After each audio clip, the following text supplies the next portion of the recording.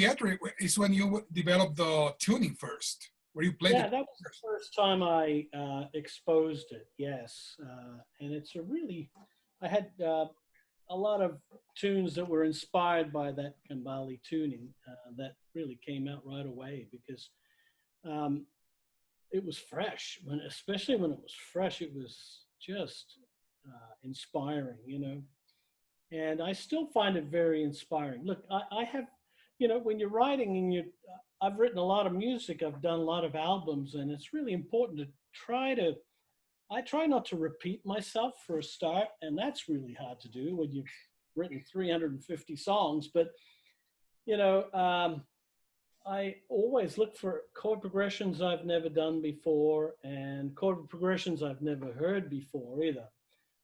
That's hard to do, Yeah, it is hard. but um, I look for inspiration wherever I can get it, whether it's a new tuning, like Gambale tuning guitars, or a classical guitar, or a keyboard, or whatever it takes to get something fresh or to find some new harmony. I've got some really cool tunes I can't wait to record that are really just rich harmonically. So I'm very excited to record those. Well, we can't wait to listen to them when you do them, for sure. Sure. Oh, Frank, I have a few questions for you. I have a friend of ours, common friend actually, from Dominican Republic. He went to GIT with you in '84, Richard Gomez. Oh, I remember him. Yeah. Hi, From Richard. '84. So he says hi. Hi, Richard.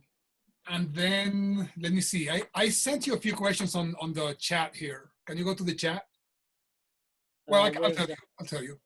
Tell me the best rhythm section you have most fun with.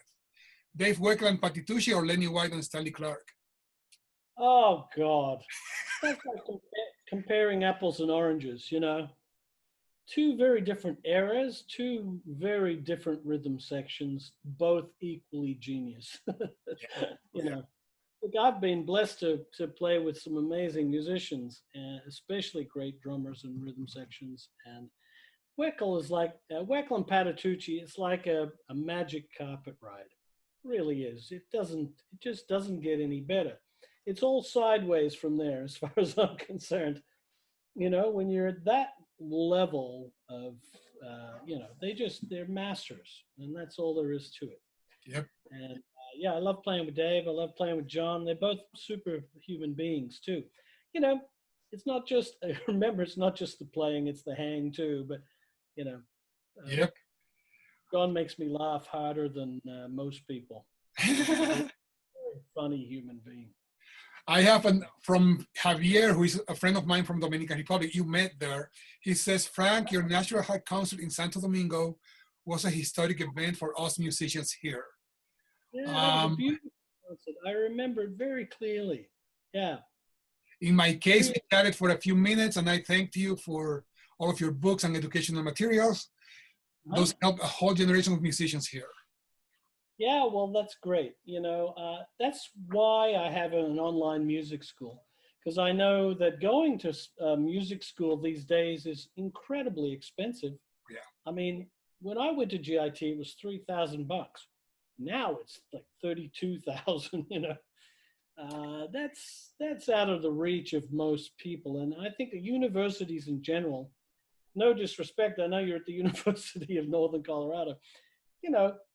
They've gotten too expensive, period. That's it. I mean, when you factor in the cost of living and moving to, and supporting yourself while studying, that's why I've done an online music school, because I want this information, or the best I can present, to be available to everyone, So that's one of my big motivators, I think education is a huge and important element in life. That the smarter you are, knowledge is power. The more you know about music, if it's your craft and it's your passion, it's what you love to do, yep. And you as good as you can at it, and study with the best. Study with the best players, and you can't go wrong. Yep. Mm-hmm. And you know, you have brought a lot of stuff for a lot of people, which is great. Actually, I have one person from Australia who says, I am signed up to your online school and have all of your programs. I have all of your books, DVDs. Could you please give us an insight how to approach linking changes when you use fourth intervals? Well, you know, it doesn't matter what the intervals are. Fourths, you know, they're kind of ambiguous. That's what I like about them. Let me do that tune. I'll put that tune back on and I'll sort of, but I'll try to explain a little something. To me, fourths, diatonic fourths, are very open and enigmatic. They're very odd. A lot of jazz musicians use fourths. They sound they're almost a triad. I mean, if you go to, you know, straight fourths, if you just lower the top note, it's like a sus, right? They're like susses, all of them. They're like sus triads, basically. They're all sus triads. So, they're no different to anything else. To me, when you're playing changes, whether it's with fourths or anything else, it's, you know, leading tones, just like anything else. For common tones, I look for common tones. Like if I'm going from F sus, this jam tune is F, basically an F blues. So, and then that's all just diatonic to F mixolydian. When it goes to B flat sus, you know what it is about changes, and here's one of the secrets of playing changes, is that you need to know your fretboard inside out and backwards. You know, look, it's only about 2 feet long, so how long could it take to figure it out, right? Well, it could take a lifetime, but the point is, I think it's really important to take a position and to be able to play an entire chord progression without moving position. So if I'm playing F sus, so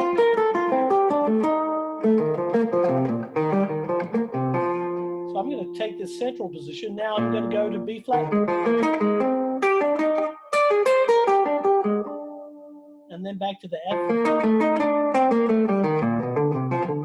Then it goes to C sus, B flat sus, A flat sus, F sharp sus.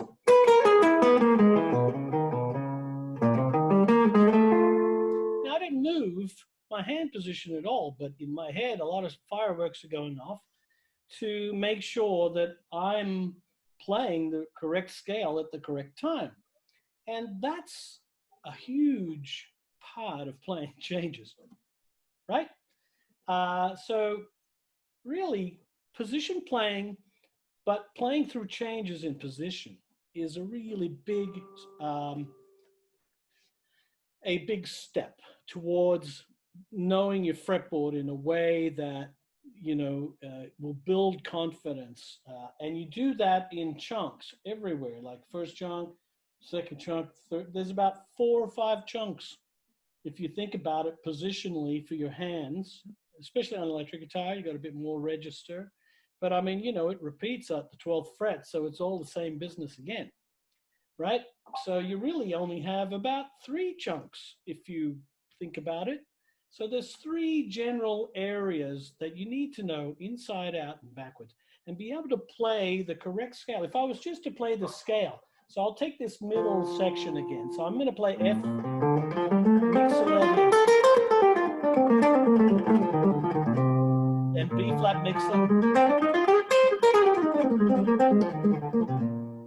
back to F mixolydian, C mixolydian, B flat, that's A flat mixolydian, and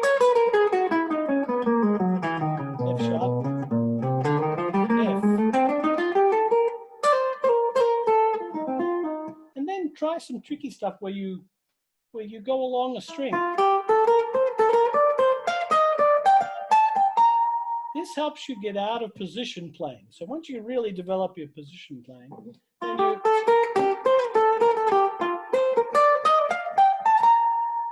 and then wherever you end up, you can go down the position there. But it's helped me get from here to here. Now I can take a different string.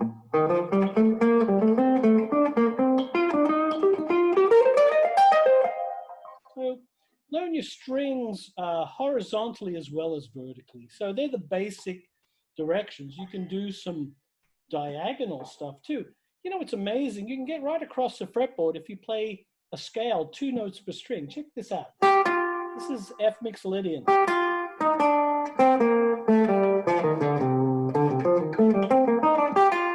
It got me right across the board. What a cool way to change position. You know, tips like this are, you know, you just got to stimulate your imagination, you know, because one of my favorite words about guitar is that we play guitar. We play. It's not work. Yep. Although it is work, but we play. Play with the notes. That's what I do. That's, you know, to me, improvisation is playing.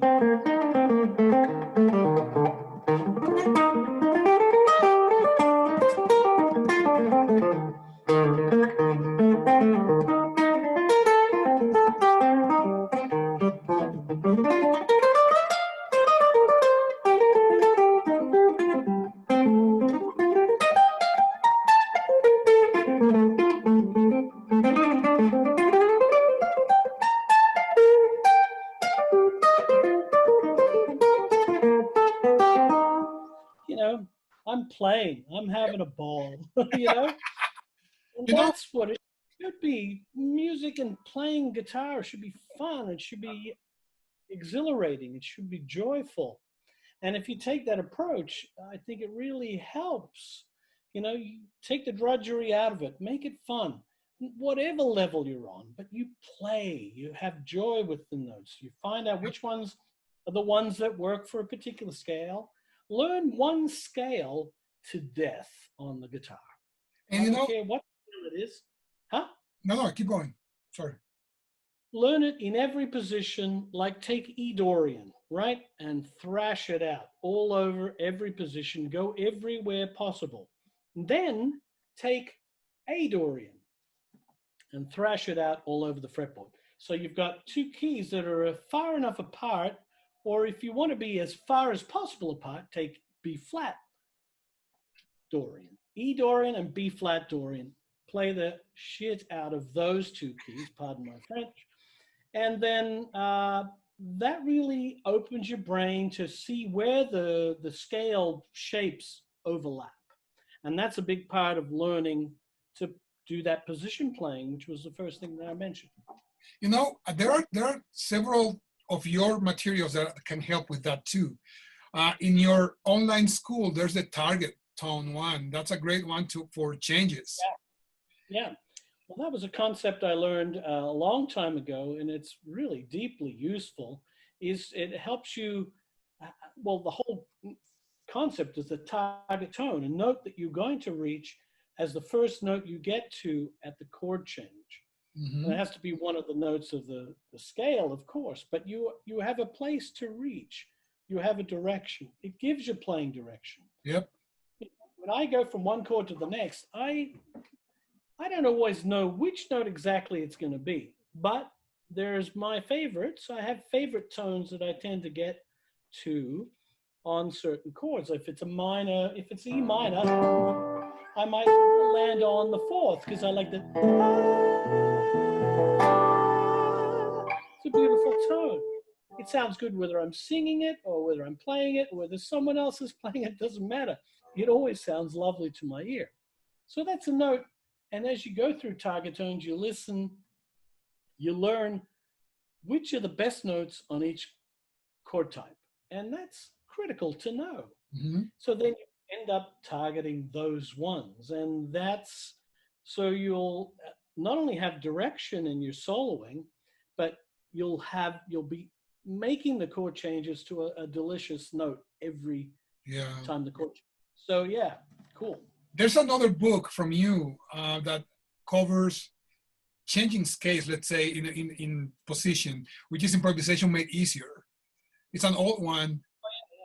Yeah, I haven't looked at that book for a long time, but what I tried to do with that book was I tried to tie together some information, you know, because it was a little bit scattered. Some things were a little bit scattered.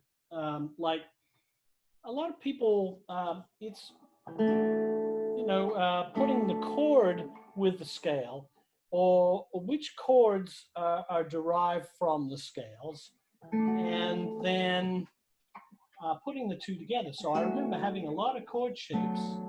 Like an 11 chord is basically a Mixolydian chord. And learning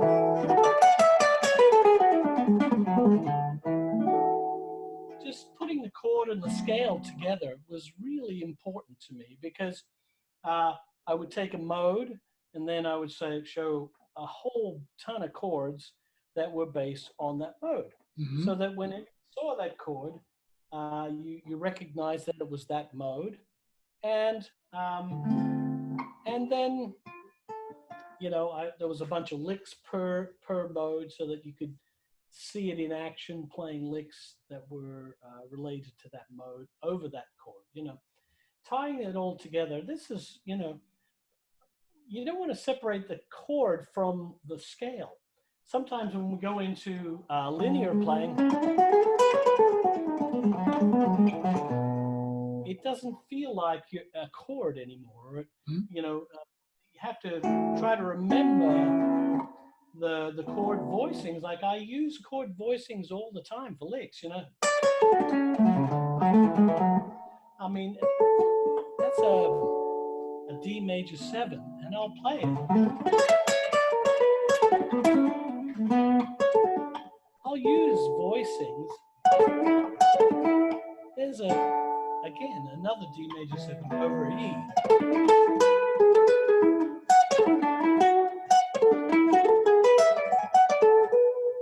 Whether it's triad playing or whether it's arpeggiated stuff or just borrowing actual chord shapes to try to marry the two together and see the scale in and around the chord.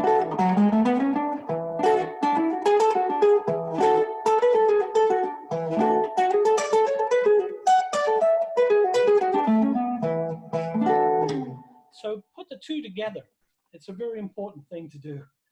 Okay, one last question for you, Frank. One last question. Okay. I know we are over by long. I haven't looked. Oh my God. Okay. We said 45 minutes. Yeah. Oh well. Javier is asking about your experience of recording with Allan Holdsworth when you did the Truth in Shredding. Yeah. Well, actually, sadly, we never recorded together. I sort of produced the record and chose the material. And I was really anxious to hear Allan play over what I consider, you know, changes that Earthlings can understand.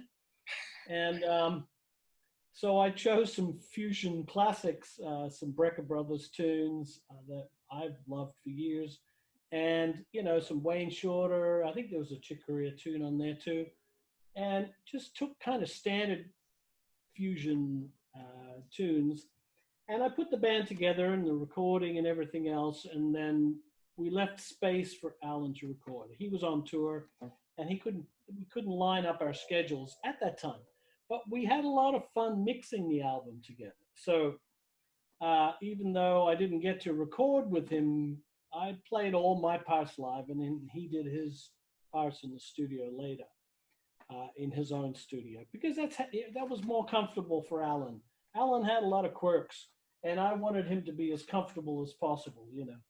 And so, what a genius! What a fantastic musician, and you know, the experience was amazing. We got along really well.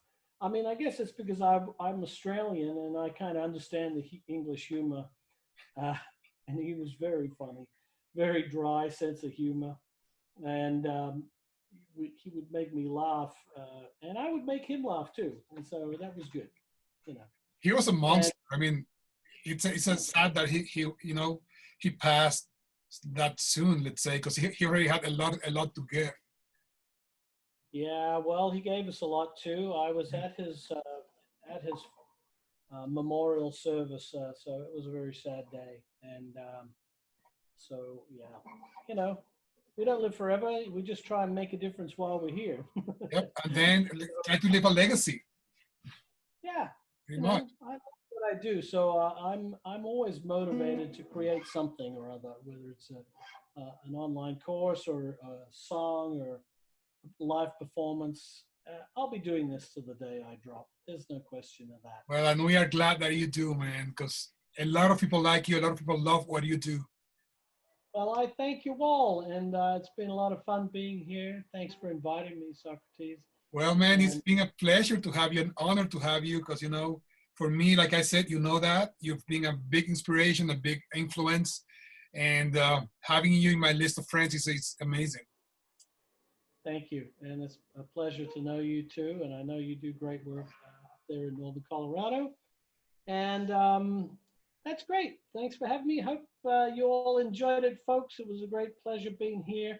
And I look forward to seeing you all out on the road sometime. And in the meantime, check out some of my courses. You might like them. A lot of cool stuff there at frankgambaleguitarschool.com. Check the school. Also check the music, because he has the latest 2 albums with your wife are pretty amazing. Salve is a really produced album and great compositions, great playing. So please check him out. Check out the school, because it's what Frank gives. It's amazing. Salve has some of my best playing ever on it on that record, and I've just had Levi Clay transcribe all the solos, so I'm going to release a lot of the music or all the music from that record soon with transcriptions, solo transcriptions. So Nice, look man. for that coming soon.